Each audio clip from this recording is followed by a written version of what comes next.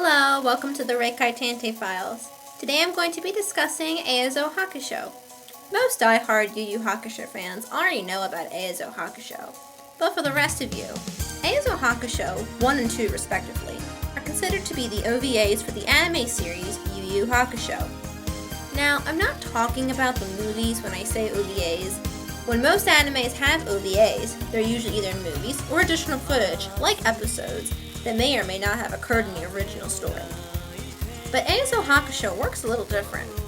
First we have Eizou Hakusho 1. This is broken into two halves. The first half contains scenes from the Dark Tournament, rounds 1 through 4, including Yusuke's test and the death of Genkai. Now the fights are broken into sections by characters: Yusuke, Kuwabara, Kurama, Hiei, and even Genkai.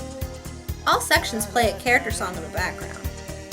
We then have an intermission of sorts, where we are shown a picture show of promotional pictures playing to the third ending song, Unbalanced Kisses. After that, we're shown a new piece of technically filler footage. It's Koto interviewing Urameshi team before the finals.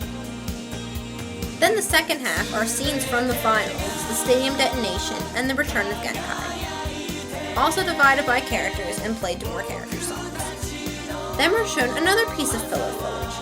It shows how our heroes went about making a picture for the second ending, Sayonara Bye Bye. Then we have Eizou Hakusho 2. This is broken up by character volumes: Yusuke, Kuwabara, Kurama, and Hiei. There's 4 things that make this a bit better in my opinion: the openings, the character endings, the dream sequences, and the bonus animations.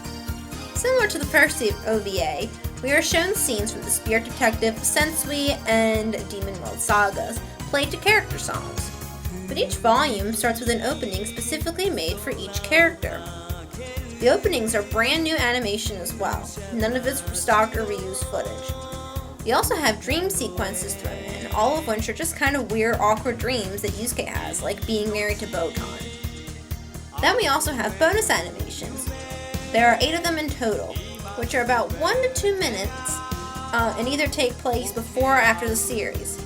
Now, for anyone who has read the manga, most of these bonus animations are taken from the last volume, so I do not consider them filler. So you might be wondering, why have I never heard of this, or seen it in my local anime store? The answer is simple, really. Funimation never felt it was necessary to release it. It was actually announced in May 2011 that it was going to be released, years after the original release of the series. So what took them so long? Money. Yes, Funimation is a company that wants to make money, and that's okay. When Yu Yu Hakusho was put on TV, they expected it to be like the new Dragon Ball Z. See, but unlike DBZ, which doesn't need a story, it just needs a hero and a villain. Yu Yu Hakusho is too complex for kids, honestly, not even considering a lot of it didn't even make sense because of the choppy editing. It was really popular when it aired on Adult Swim in 2001 because it was basically untouched and older kids watched, understood, and enjoyed it. Think about it. If they tried to put Fullmetal Alchemist on Cartoon Network, do you really think that little kids would watch it? Not to say it would be any less popular. Fullmetal Alchemist is too dark. There's too much violence and death in order to be shown on TV, so it would all be edited out, and it wouldn't make sense. That's why Yu Yu Hakusho didn't work. And I'm not saying that kids don't stay up late and watch Adult Swim, but you understand what my point is. So it makes sense that Funimation didn't want to spend more money on something that's basically filler, that didn't really make them too much money in the first place. From 2004 to 2009, I have been bugging Funimation at cons and via email about releasing it. I even had an online petition with 10,000 signatures on it in 2008. They originally told me they were going to release it, and then they said they weren't going to release it because they had more important things to do first. You know, like redubbing Dragon Ball Z for the 17th time. So it finally seems that they are really taking Yu Yu Hakusho seriously now, and trying to market it correctly. They started releasing the Japanese Blu-rays, which is a huge deal, even though we're not getting any of the Japanese art.